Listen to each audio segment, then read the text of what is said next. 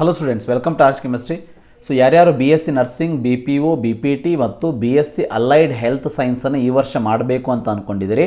So ಯಾರ್ಯಾರು online application ಫಾರ್ಮನ್ನು ಹಾಕಿದ್ದೀರಿ ಅವರೆಲ್ಲರಿಗೂ ಕೂಡ ಒಂದು ಪ್ರೊವಿಷನಲ್ ರ್ಯಾಂಕ್ ಲಿಸ್ಟನ್ನು ಅನೌನ್ಸ್ ಮಾಡಿದ್ದಾರೆ.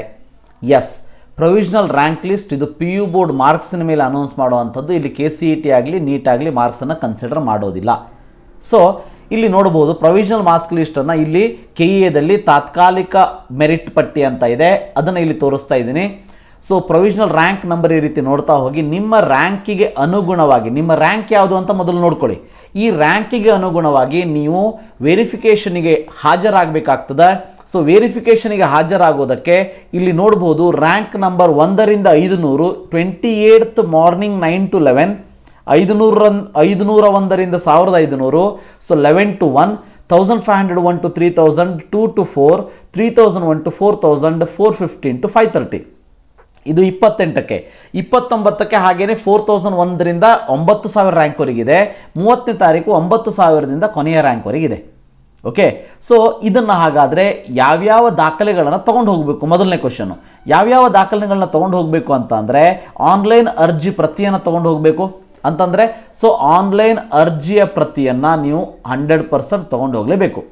ಅದರ ಜೊತೆಗೆ ಯಾವ್ಯಾವ ಒಂದು ದಾಖಲೆಗಳನ್ನ ಕೊಡಬೇಕು ಅಥವಾ ತೊಗೊಂಡು ಹೋಗಬೇಕು ಅನ್ನೋದು ಸೊ ನಿಮಗೆ ಇಲ್ಲಿ ನಿಮ್ಮ ಒಂದು ಬ್ರೋಷರ್ಲು ಕೂಡ ಅದನ್ನು ಮೆನ್ಷನ್ ಮಾಡಿದ್ದಾರೆ. ಅದನ್ನು ಇನ್ನೊಂದು ಸರಿ ನೋಡ್ಕೊಳ್ಳಿ. ಆಲ್ರೆಡಿ ನಾನು ಒಂದು ಹಿಂದಿನ ಒಂದು ವಿಡಿಯೋವನ್ನು ಮಾಡಿದ್ದೀನಿ. ಆ ಪ್ರಕಾರ ನಿಮ್ಮ 10th ಮಾರ್ಕ್ಸ್ ಕಾರ್ಡ್ ಇರ್ಬೋದು, 12th ಮಾರ್ಕ್ಸ್ ಕಾರ್ಡ್ ಇರ್ಬೋದು, ಇವನ್ನೆಲ್ಲವನ್ನು ತೊಗೊಂಡು ಹೋಗಬೇಕಾಗ್ತದೆ. ಸೊ ಯಾವ್ಯಾವ ಸೆಂಟರಿಗೆ ಹೋಗಬೇಕು ಅಂದರೆ ನಿಮಗೆ ಹತ್ತಿರದ ಸೆಂಟರಿಗೆ ನೀವು ಹೋಗಬೇಕಾಗ್ತದೆ. ಸೊ ನಿಮ್ಮ ಹತ್ತಿರದ ಸೆಂಟರ್ ಯಾವುದು? ನಿಮ್ಮ ಜಿಲ್ಲೆಗೆ ಸಂಬಂಧಪಟ್ಟಿದ್ದು. ಸೊ ಫಾರ್ ಎಕ್ಸಾಂಪಲ್ ಈಗ ನಾನು ಇರೋದು Dharwad, Karnataka institute of medical science Hubballi, ಅಂದರೆ ಕಿಮ್ಸ್ ಕಾಲೇಜ್ ಹುಬ್ಬಳ್ಳಿಗೆ ಹೋಗಬೇಕಾಗ್ತದೆ. ಸೊ ಆಲ್ಮೋಸ್ಟ್ ಎಲ್ಲ ಮೆಡಿಕಲ್ ಕಾಲೇಜಸ್ಗಳಲ್ಲಿ ಈ ಒಂದು ವೆರಿಫಿಕೇಷನ್ ಸೆಂಟರ್ಗಳನ್ನು ಮಾಡಲಾಗಿದೆ. ಸೊ ಮೈಸೂರವರು ಮಿಮ್ಸಿಗೆ ಅಂದರೆ ಮೈಸೂರು ಇನ್ಸ್ಟಿಟ್ಯೂಟ್ ಆಫ್ ಮೆಡಿಕಲ್ ಸೈನ್ಸ್ಗೆ ಹೋಗ್ತೀರಿ, ಕೊಪ್ಪಳ ಇನ್ಸ್ಟಿಟ್ಯೂಟ್ ಆಫ್ ಮೆಡಿಕಲ್ ಸೈನ್ಸ್ಗೆ ಹೋಗ್ತೀರಿ. ಈ ರೀತಿ ಸೊ ಎಲ್ಲ ಮೆಡಿಕಲ್ ಕಾಲೇಜಿನ ಹೆಸರನ್ನು ಕೊಟ್ಟಿದ್ದಾರೆ. ಆ ಒಂದು ಮೆಡಿಕಲ್ ಕಾಲೇಜ್ಗೆ ನೀವು ಹೋಗಬೇಕಾಗ್ತದೆ ಅನ್ನೋದು ಗೊತ್ತಿರಲಿ. ಸೊ ಈ ಒಂದು ರ್ಯಾಂಕ್ ಆಧಾರದ ಮೇಲೆ ಈ ಒಂದು ಟೈಮ್ ಟೇಬಲ್ನ ಇಟ್ಟುಕೊಂಡು ಈ ಒಂದು ಸೆಂಟರ್ಗಳಿಗೆ ನೀವು ಹೋಗಬೇಕಾಗ್ತದೆ. ಇನ್ನು ಎರಡನೇ ಅಪ್ಡೇಟ್ ಅಂತಂದರೆ, ಸೊ ಯಾರ್ಯಾರು ವಿಶೇಷ ಪ್ರಮಾಣ ಪತ್ರವನ್ನು ಹೊಂದಿದ್ದೀರಿ ಅವರೆಲ್ಲರೂ ಕೂಡ 27ನೇ ತಾರೀಕು ಬೆಳಗ್ಗೆ 9:30ಕ್ಕೆ ಕರ್ನಾಟಕ ಪರೀಕ್ಷಾ ಪ್ರಾಧಿಕಾರಕ್ಕೆ ಹೋಗಬೇಕಾಗ್ತದೆ. ಯಾರ್ಯಾರು ಅಂದರೆ NCC, ಕ್ರೀಡೆ, ಸ್ಕೌಟ್ ಆ್ಯಂಡ್ ಗೈಡ್ಸ್, ಮಾಜಿ ಸೈನಿಕರು, ಇವರು ಯಾರಿದ್ದರೂ ಕೂಡ ನೀವು ಹೋಗಬೇಕಾಗ್ತದೆ. ಇದರ ಜೊತೆಗೆ ವಿಕಲಚೇತನರ ಕೋಟಾ ಅಂದರೆ ಯಾರ್ಯಾರು ಹ್ಯಾಂಡಿಕ್ಯಾಪ್ಟ್ ಕೋಟಾದಲ್ಲಿ ಬರ್ತೀರಿ ಅವರುಗಳು ಕೂಡ ಮೆಡಿಕಲ್ ಸರ್ಟಿಫಿಕೇಟನ್ನು ತಗೊಂಡು ಮೆಡಿಕಲ್ ಎಕ್ಸಾಮಿನೇಷನಿಗೆ KEAಗೆ ಹೋಗಬೇಕಾಗ್ತದೆ.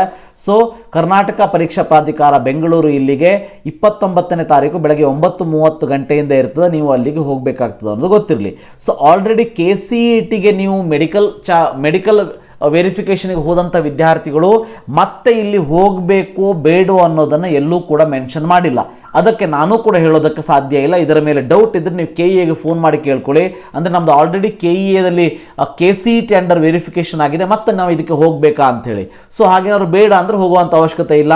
ಅವರು ಫೋನ್ ಎತ್ತಲಿಲ್ಲ, ಅವರು ನಿಮಗೆ ರಿಪ್ಲೈ ಮಾಡಲಿಲ್ಲ ಅಂದರೆ ದಯವಿಟ್ಟು ಟೆನ್ಷನ್ ಅಂದರೆ ರಿಸ್ಕ್ ತೊಗೊಳ್ಳೋದಕ್ಕೆ ಹೋಗಬೇಡಿ. ನೀವುಗಳು ಕೂಡ ಬೆಂಗಳೂರಿಗೆ ಹೋಗಿ ಆಲ್ರೆಡಿ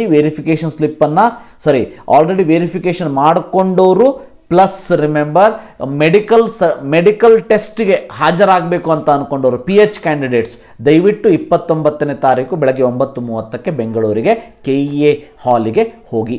ಇದಿಷ್ಟು KEA ಅವರ BSc ನರ್ಸಿಂಗ್ಗೆ ಸಂಬಂಧಪಟ್ಟಂತಹ ಇವತ್ತಿನ update. Thank you for watching. Have a nice day.